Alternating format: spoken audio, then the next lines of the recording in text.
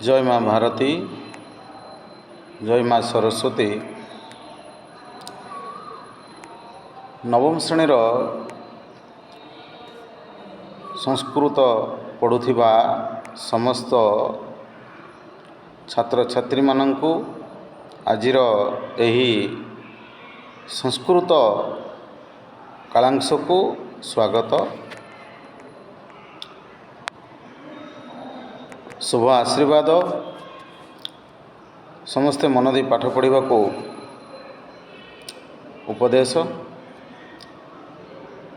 गतकाली आमे पढ़िथिले व्याकरण विषय रे वर्ण और से संबंधी तार विभागीकरण गुड़िक विषय रे पढ़िथिले। मोर आशा जो दिन जो पाठ पढ़ा जाउछि से पाठ गुड़ी को समस्ते मन दे पढ़िबो आ ताको नोट करी रखिबो। आज आमे एक कहानी विषय रे आलोचना करिबा। आमे मध्य आलोचना करिछे पूर्व श्रेणी रे जेतेबेले हमर स्कूल चालू रहिथिला से समय रे आमे एक कहानी पढ़िथिले। सबुबेले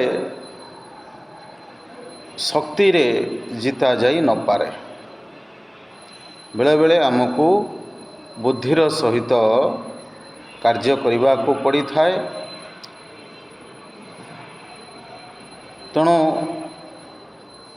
कार्यटी करने पूर्वरु आमको भल भाव चिंता करिवार अछि ए कार्यटी किभली आमे सुचारू रूपे संपादन करि परिबा। संसार रे अनेक बलशाली जीव माने अछंती, बलिष्ठ जीव। सेमानंको उपरे आमे हमर स्वल्प बा क्षीण शक्ति माध्यम रे आमे सेमानंको पराजित करि परिबा नाही। किंतु जदि आमे हमर बुद्धि को खर्च करिबा, बुद्धि बल रे आमे सेमानंको निश्चिंत पराजित करि परिबा। सही कहानी गोटे सुंदर कहानी। आमको कहानी सुनिबा को भल लागि था कि नहीं पिले? साधारणतः बेसी आमको बोधे भल लगे पशु पक्षी ए मानकर कहानी सुनिबा पई, नहीं कि? आमे से कहानी माध्यम रे किछि नीति शिक्षा लाभ करिबा। खाली जे कहानीटी सुनी आमे आनंदित हेबा, सेथिरो आनंद उपभोग करिबा ता ठीक नुहे। सेथि मध्यरु किछि आमे नीति शिक्षा मध्य पाई थाउ। तेणु सही नीति शिक्षा पाइबा पाई पंचतंत्रकार विष्णु शर्मा तुम मानंकु कथा बा कहानी माध्यम रे किछि नीति शिक्षा देवा अर्थ रे विषयटी रचना करिसेंती। कोन ना सिंह शशक कथा। क्षुद्र ठेकुआटी किपरि तार बुद्धि बल रे बलशाली सिंह को पराजित करिथिला, ताको निज बुद्धि बल रे किभली ताको सही पूर्व योजना अनुसार देखिथिबा कूप मध्य रे पकाई तार बद्ध करिथिला बा से सिंहटी भासुरकर मृत्यु होइथिला।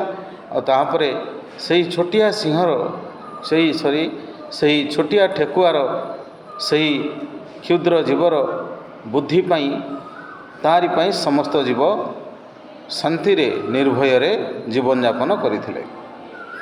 कथार अछि इच्छा थिले उपाय आपे आपे आसे। तुमको तो पढ़ा जाइछि क्लास रे, आउ थरे टिके आलोचना करूछि। आउ तत्परे सेथिरु तैयारी करिथिबा समस्त ऑब्जेक्टिव प्रश्न गुडी को मु तुम मानकु पठाइबी। ताको खातारे लेखि नै थिबो। पाली अनुसार समस्ते गोटे गोटे जीव को पठाई थांती भासुरकर आहार हेबा निमित्त।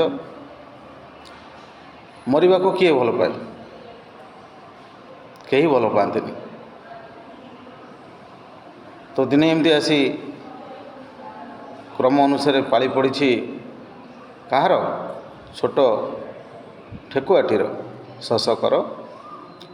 ତା'ର ଜମା ଇଚ୍ଛା ନଥିଲା, ଆଦୌ ଇଚ୍ଛା ନଥିଲା ଯିବା ପାଇଁ, କିନ୍ତୁ କ'ଣ କରିବ, ଯେଉଁଭଳି ଭାବରେ ସର୍ତ୍ତ କରାଯାଇଛି, ଯଦି ସେ ସର୍ତ୍ତରୁ ସେ କେହି ଓହରି ଯାଆନ୍ତି, ତାହେଲେ ଭାସୁରକ ନିଶ୍ଚିନ୍ତ ସେମାନଙ୍କୁ ସମସ୍ତଙ୍କୁ ହତ୍ୟା କରିବ, ମାରିକିରି ଭକ୍ଷଣ କରିବ।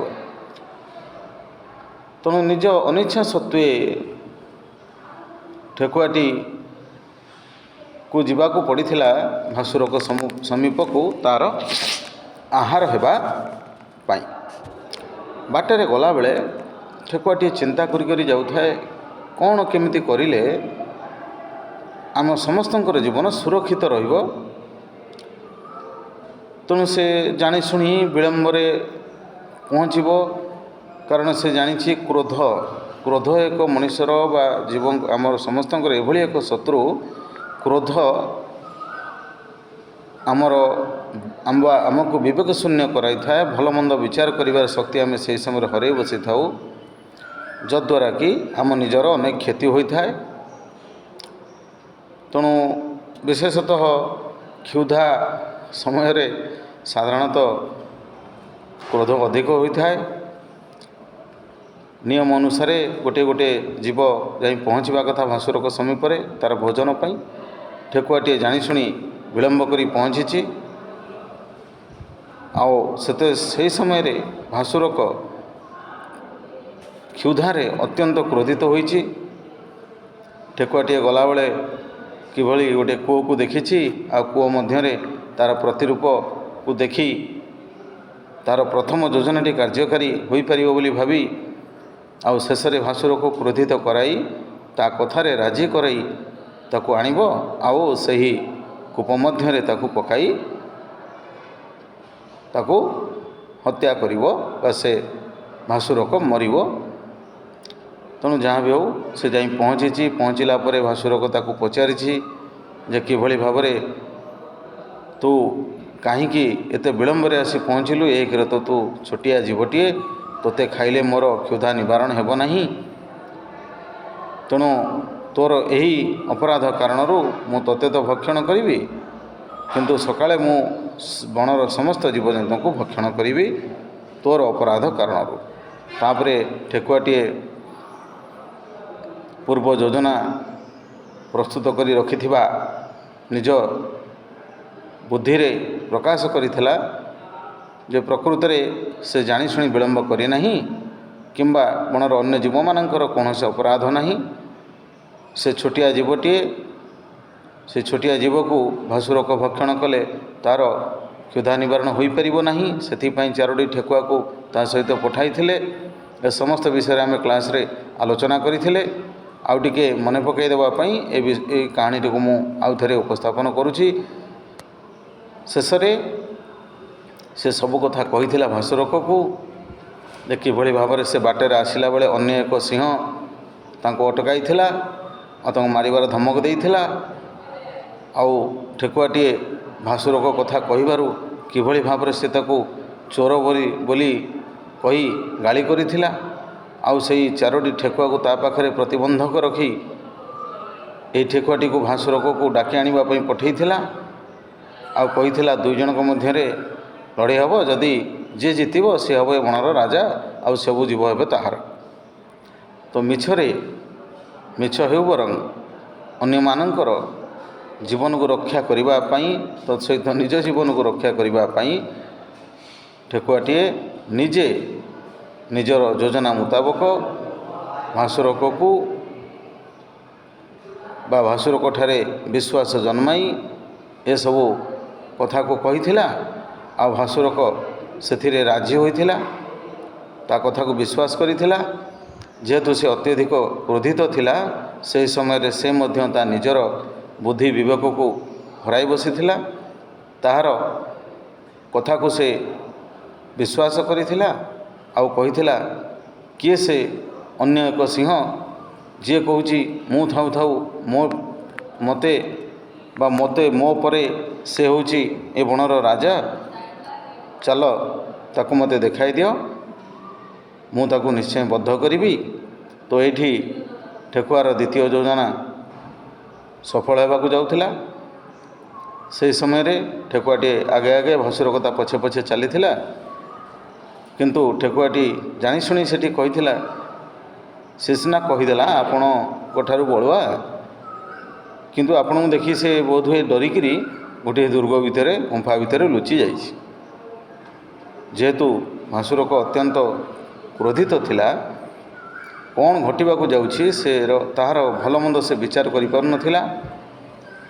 ତା ଆଖି ଆଗରେ ଗୋଟିଏ କଥା ଥିଲା ଯେ ସେ ତା'ର ଶତ୍ରୁକୁ ବିନାଶ କରିବ, ଆଉ ସେ ସବୁଦିନ ସେହିଭଳି ସେ ବଣର ରାଜା ହୋଇ ରହିବ।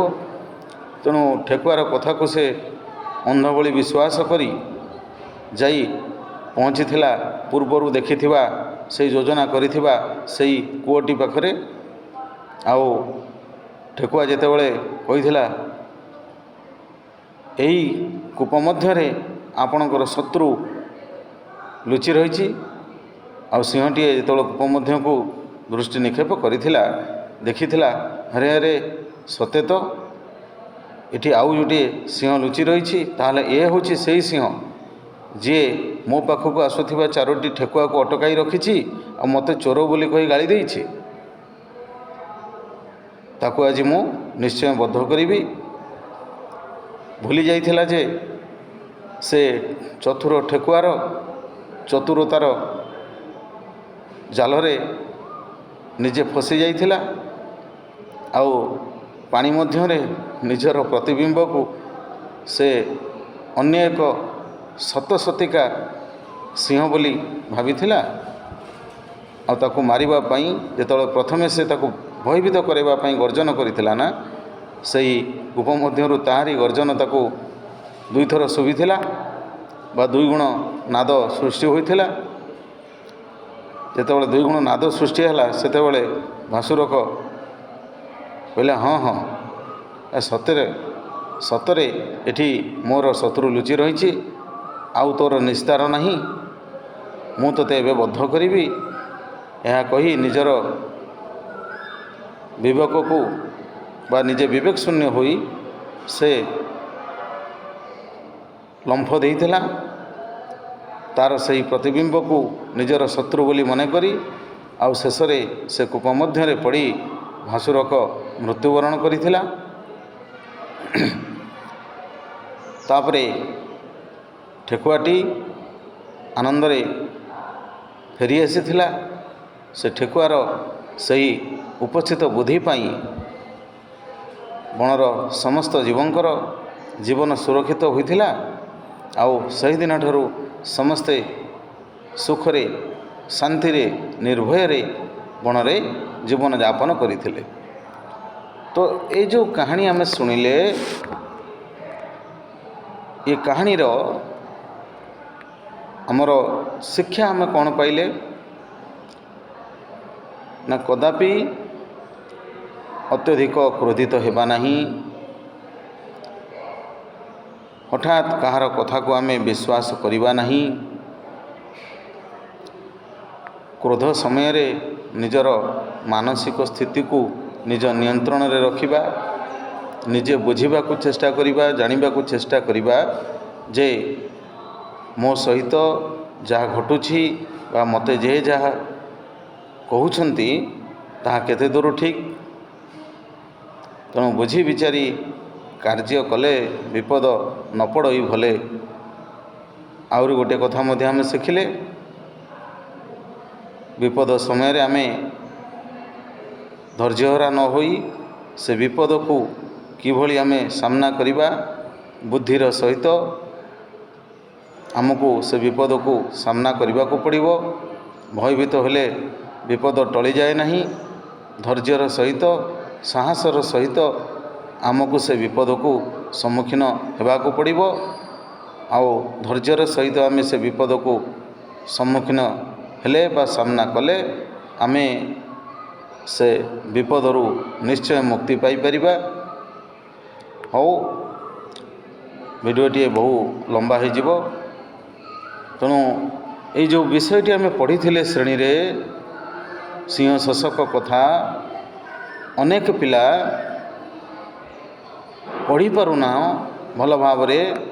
ତାକୁ ଟିକେ ଘରେ ବିଷୟଟିକୁ 5-10 ଥର ଭଲ ଭାବରେ ପଢ଼ାପଢ଼ି କର। ଆଉ ସଂସ୍କୃତ ପଢ଼ିଲା ବେଳେ ପ୍ରତ୍ୟେକ ଶବ୍ଦକୁ ସ୍ପଷ୍ଟ ଭାବରେ ଉଚ୍ଚାରଣ କରି ବଡ଼ ପାଟିରେ ପଢ଼ିବା ପାଇଁ ଚେଷ୍ଟା କର। ଭଲ ପଢ଼ିପାରିଲେ ଭଲ ବୁଝିପାରିବ। ଭଲ ବୁଝିପାରିଲେ ସମସ୍ତ ସନ୍ଦେହ ମଧ୍ୟ ଦୂର ହୋଇପାରିବ। ଆଉ ତୁମର ପରୀକ୍ଷାରେ ମଧ୍ୟ ତୁମେ ଭଲ ଫଳ ପାଇପାରିବ। ତେଣୁ ପଢ଼ାପଢ଼ି ବା ରିଡ଼ିଂଟା ନିହାତି ଆବଶ୍ୟକ। ଅନେକ ପିଲା ମୁଁ ଦେଖିଛି କ୍ଲାସ୍ରେ ଯେ କିଛି ପିଲା ଭଲ ଭାବରେ ପଢ଼ି ପାରୁନାହାନ୍ତି, ପଢ଼ାରେ ବହୁତ ଦୁର୍ବଳ ଅଛନ୍ତି। କିଛି ଅସୁବିଧା ନାହିଁ, ନିଜେ ଚେଷ୍ଟା କଲେ ସବୁ ହୋଇପାରିବ। ତେଣୁ ସମସ୍ତେ ଏ ବିଷୟଟିକୁ ଭଲ ଭାବରେ ପଢ଼ିବ। ଯାହା ଅବଜେକ୍ଟିଭ୍ ମୁଁ ଆଜି ତୁମମାନଙ୍କୁ ପଠାଉଛି ସେଗୁଡ଼ିକୁ ସବୁ ତୁମର ସଂସ୍କୃତ ଖାତାରେ ଲେଖିବ।